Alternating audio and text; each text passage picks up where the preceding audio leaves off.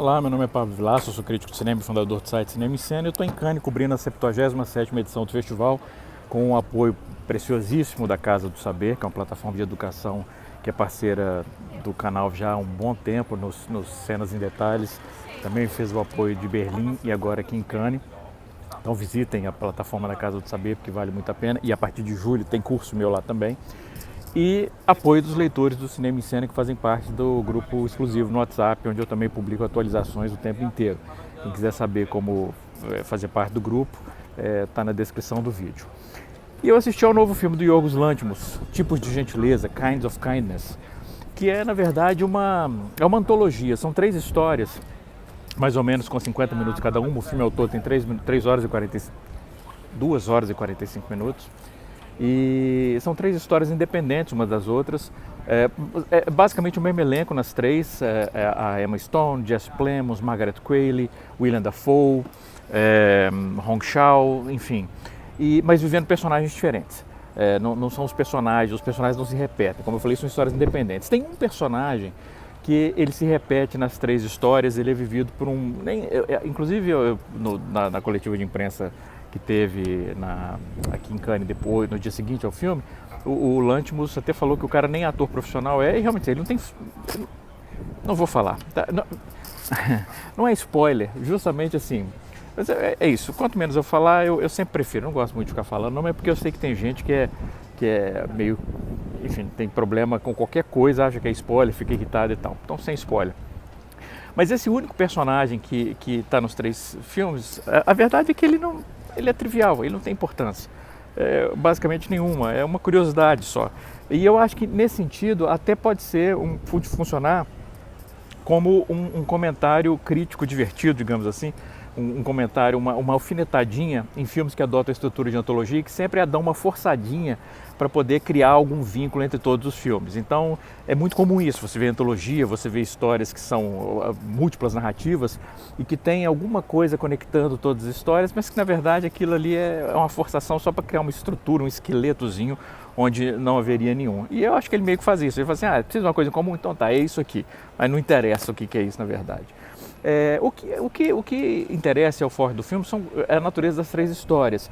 Eu diria, eu até comentei isso com amigos ontem, quando a gente saiu da sessão e estava falando um pouco sobre o filme, embora não seja uma coisa que eu gosto muito de fazer, de sair do filme imediatamente falando sobre o filme, já, enfim, falei sobre isso aqui, ou lá no grupo no WhatsApp. Mas para mim ele é o filme mais grego das produções hollywoodianas que o Yorgos Lanthimos fez.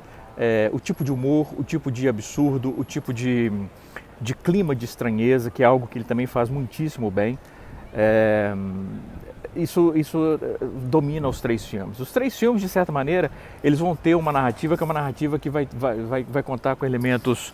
narrativas que vão contar com elementos fantásticos, de certa maneira, ou talvez não. Essa ambiguidade é uma das coisas que o filme sempre, nas 3 histórias, ele faz questão de deixar em aberto. Embora ele sempre acabe dando uma resposta mais ou menos enfática, mas essa ambiguidade é uma coisa que o filme investe bastante. E além disso, é uma estranheza com um sentimento de que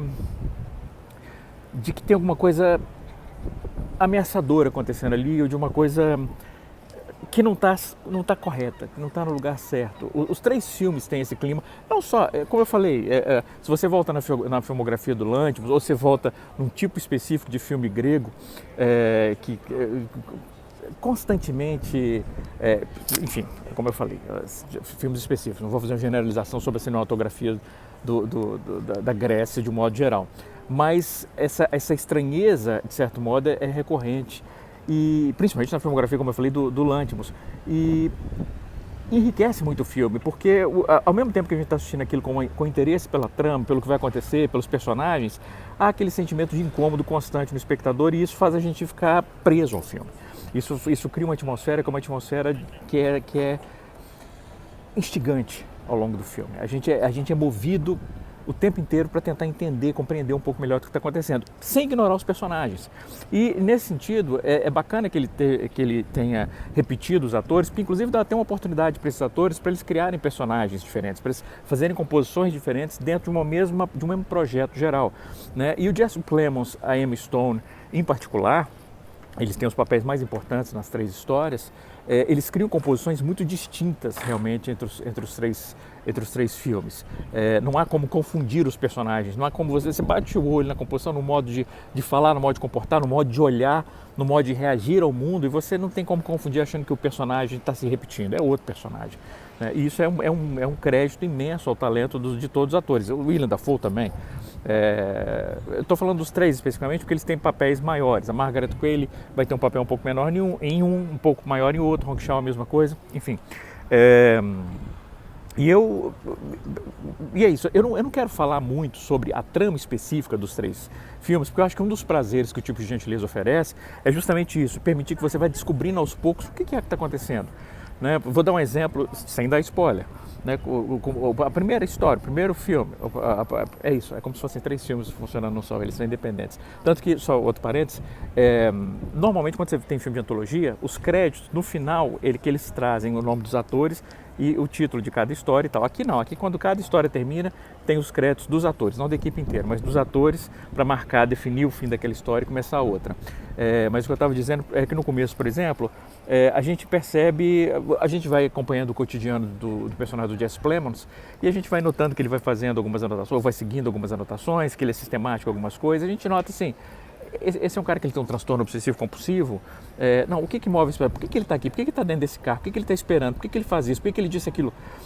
E isso é interessante, a gente ir descobrindo essas motivações, essas razões. Eu gostei muito do Tipo de Gentileza. É claro que, como toda antologia, sempre tem o patinho feio, digamos assim. Aqui não tem um patinho feio. Não tem nenhum filme que é ruim. Eu diria que o terceiro filme está um centímetro abaixo dos outros 2, o que é uma pena, porque justamente é a última história, então a gente tende a ficar com essa impressão final. Mas eu acho que é muito pouco. Eu acho que os 3 filmes criam uma atmosfera muito coesa e é uma narrativa instigante, é isso. É um filme que eu curti bastante, gostei muito.